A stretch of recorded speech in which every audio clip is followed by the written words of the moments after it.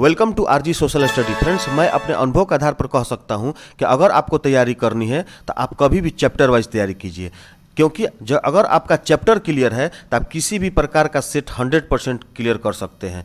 क्योंकि अगर आपका चैप्टर क्लियर है तो प्रश्न कहाँ से आएंगे? सभी जो प्रश्न आते हैं चैप्टर से ही आते हैं। अगर चैप्टर का आपका एक एक ऑब्जेक्टिव क्लियर है तो समझिए कि आपका टोटल सेट क्लियर है। तो चलिए फ्रेंड्स, इस कड़ी में हम देखेंगे आज इतिहास का 5वां चैप्टर, जिसका नाम है यात्रियों के नजरिए समाज के बारे में उनकी समझ।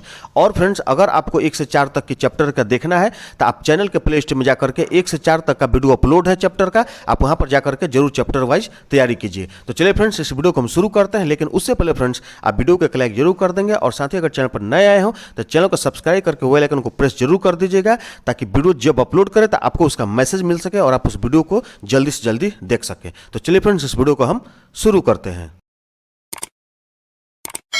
तो चलिए फ्रेंड्स, हम शुरू करते हैं हिस्ट्री यानी कि इतिहास का चैप्टर 5, जिसका नाम है यात्रियों के नजरिए समाज के बारे में उनकी समझ।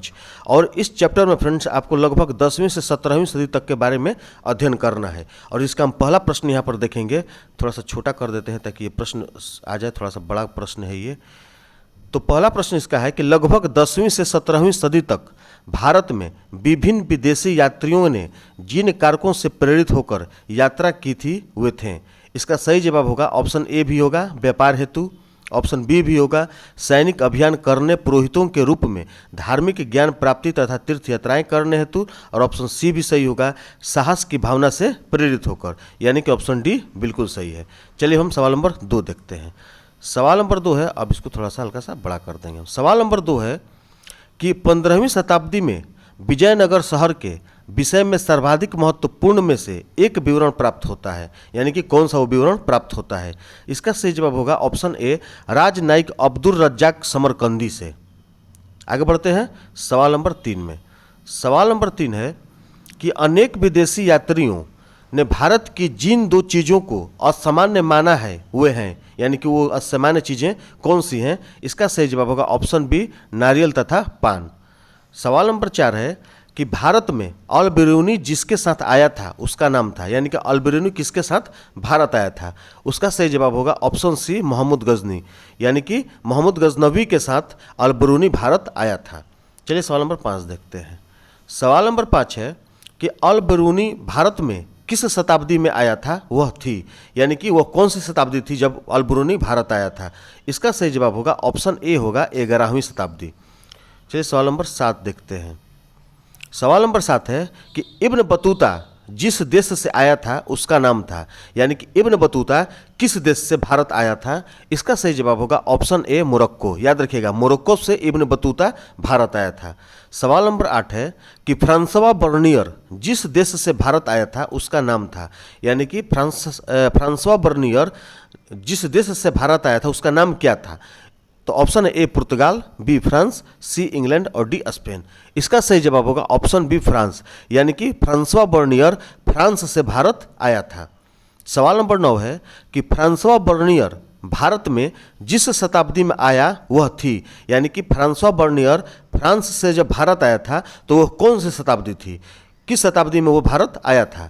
तो इसका जो सही जवाब होगा फ्रेंड्स ऑप्शन ए होगा 17वीं, यानी कि 17वीं शताब्दी में फ्रांसवा बर्नियर फ्रांस से भारत आया था।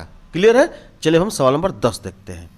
सवाल नंबर 10 है कि अल बिरूनी का जन्म ख्वारिज्म में हुआ था। अल बिरूनी का जन्म ख्वारिज्म में हुआ था। ऑप्शन है ए 1873 ईस्वी में, बी है 993 ईस्वी में, सी 1073 ईस्वी में और डी 999 ईस्वी में।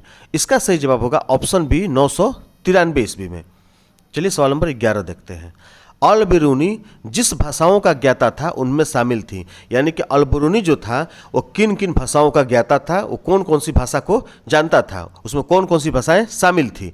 ऑप्शन है ए सीरियाई तथा फारसी, बी हिब्रू तथा संस्कृत, इसके बाद सी दे रहा है केवल क बिंदु सही है और केवल डी कह रहा है क ख दोनों बिंदु सही है। इसका सही जवाब होगा ऑप्शन डी क और ख दोनों बिंदु ही सही है, यानी कि जिन भाषाओं का ज्ञाता था वो भाषाएं शामिल थी ए सीरियाई तथा फारसी, ऑप्शन ए, और ऑप्शन बी हिब्रू तथा संस्कृत, यानी कि दोनों ऑप्शन बिल्कुल सही है।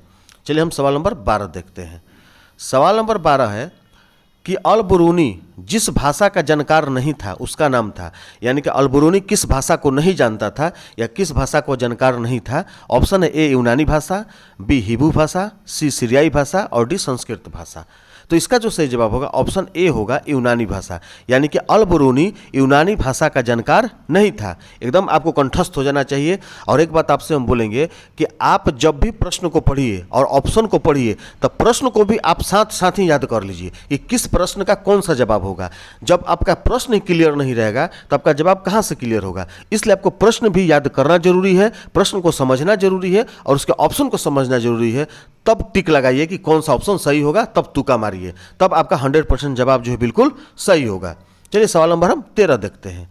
सवाल नंबर 13 है कि सुल्तान महमूद की राजधानी का नाम क्या था। सुल्तान महमूद की राजधानी का नाम क्या था। इसका सही जवाब होगा ऑप्शन बी गजनी। सवाल नंबर 14 है, वो गजनी फिल्म वाला गजनी मत समझिएगा आप लोग, ये गजनी है सुल्तान महमूद की राजधानी का। सवाल नंबर 14 है कि अल-बरूनी की कीर्ति किताब अल हिंद जिस भाषा में मूलतः लिखी गई थी वह कौन सी भाषा थी। सवाल नंबर 14 का जवाब होगा ऑप्शन ए अरबी भाषा। यानी कि अल-बरूनी की कीर्ति किताब अल हिंद जिस भाषा में मूलतः लिखी गई थी वह अरबी भाषा थी। सवाल नंबर 15 है कि भारत की जिन 3 भाषाओं के ग्रंथों के अरबी भाषा में हुए अनुवादों से अल-बरूनी परिचित था वो कौन सी थी भाषा। इसका सही जवाब होगा ऑप्शन ए होगा संस्कृत, पाली तथा प्राकृत। क्लियर है। चलिए यहाँ तक तो क्लियर हो गया। अब सवाल नंबर 16 को देखते हैं। रिहला के रचनाकार का नाम क्या है। यानी कि रिहला के रचनाकार कौन थे। ऑप्शन है ए इब्न बतूता, बी अल-बरूनी, सी मार्को पोलो और डी दुर्ते बार बेशे। इसका सही जवाब होगा ऑप्शन ए इब्न बतूता। याद रखिएगा रिहला का जो रचनाकार था वो था इब्न बतूता। सवाल नंबर 17 है कि इब्न बतूता ने अपनी यात्रा का विवरण लिखा था। इब्न बतूता ने अपनी यात्रा का विवरण लिखा था यानी किस भाषा में लिखा था। Option A Farsi, B Urdu, C Angrezi और डी अरबी। इसका सही जवाब होगा ऑप्शन ए होगा फारसी में। क्लियर है। सवाल नंबर 18, इब्न बतूता का संबंध था यानी कि किस देश से संबंध था। ऑप्शन ए मोरक्को, बी चीन, सी मलेशिया, डी तिब्बत। इसका सही जवाब होगा ऑप्शन ए मोरक्को। यानी कि इब्न बतूता का जो संबंध था वो मोरक्को से था। सवाल नंबर 19 है कि मध्य एशिया के रास्ते होकर इब्न बतूता सन 1333 ईस्वी में, थोड़ा सा इधर कर देते हैं हम, 1333 ईस्वी में स्थल मार्ग से पहुंचा था। यानी कि वह कहाँ पहुंचा था। चलिए सवाल को एक बार फिर से पढ़ देते हैं कि मध्य एशिया के रास्ते होकर इब्न बतूता सन 1333 ईस्वी में स्थल मार्ग से पहुंचा था, वो कौन सा था, वो कहाँ पहुंचा था। तो इसका सही जवाब होगा ऑप्शन ए होगा सिंध। क्लियर है। सवाल नंबर 20 है कि इब्न बतूता जब दिल्ली पहुंचा तो उस समय दिल्ली की गद्दी पर बैठा था। कौन बैठता था, कौन सा शासक बैठता था। इब्न बतूता जब दिल्ली पहुंचा तो उस समय की दिल्ली की गद्दी पर कौन बैठा हुआ था, किसका शासन था। इसका सही जवाब होगा ऑप्शन बी मोहम्मद बिन तुगलक। क्लियर है।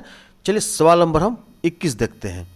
सवाल नंबर 21 है कि अल-बरेनू भारत में किसके साथ आया था। अल-बरेनू भारत में किसके साथ आया था। इसका सही जवाब होगा ऑप्शन बी महमूद गजनी के साथ आया था। क्लियर है। चलिए हम सवाल नंबर 22 को देखते हैं। थोड़ा सा छोटा कर दिया जाए फ्रेंड्स। सवाल नंबर 22 है कि मेगास्थनीज भारत में किस शासक का राजदूत बनकर आया था। मेगास्थनीज जो था भारत में वो किस शासक का दूत बनकर आया था, राजदूत बनकर के आया था। ऑप्शन ए सिकंदर, बी डायस मेशक, सी सेल्यूकस और डी इनमें से कोई नहीं। इसका सही जवाब होगा ऑप्शन सी सुंग वंश। क्लियर है। सवाल नंबर 24, किस तीर्थयात्री को यात्रियों का राजकुमार कहा जाता है। कितना बढ़िया प्रश्न है कि किस तीर्थयात्री को यात्रियों का राजकुमार कहा जाता है। इसका ऑप्शन सही होगा ऑप्शन ए हेनस्वांग। क्लियर है। चलिए फ्रेंड्स हम आगे देखते हैं। सवाल नंबर 25। सवाल नंबर 25 है कि हेनस्वांग की यात्रा वृत्तांत का क्या नाम है। हेनस्वांग की यात्रा वृत्तांत का क्या नाम है।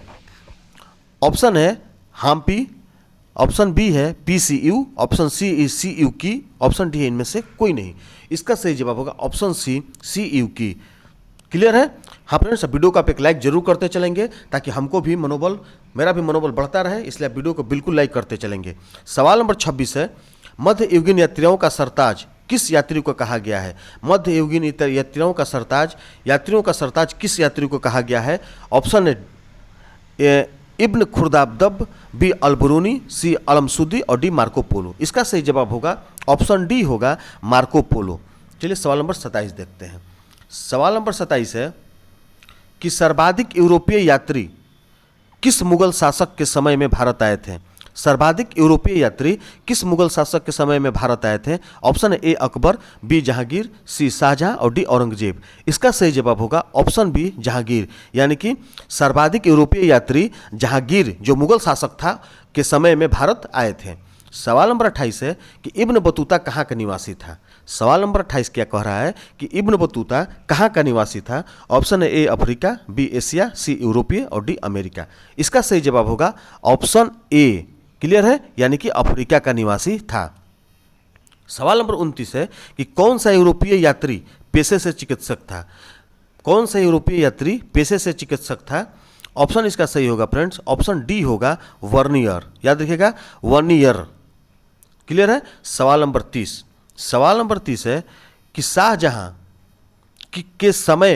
शाहजहां के समय हुआ उत्तराधिकार युद्ध का वर्णन किस यात्री ने किया है? प्रश्न को एक बार फिर समझ लीजिए फ्रेंड्स, क्योंकि फ्रेंड्स ये जो प्रश्न है इंपॉर्टेंट है। शाहजहां के समय हुआ उत्तराधिकार युद्ध का वर्णन किस यात्री ने किया है? इसका सही जवाब होगा ऑप्शन बी वर्नियर। क्लियर है।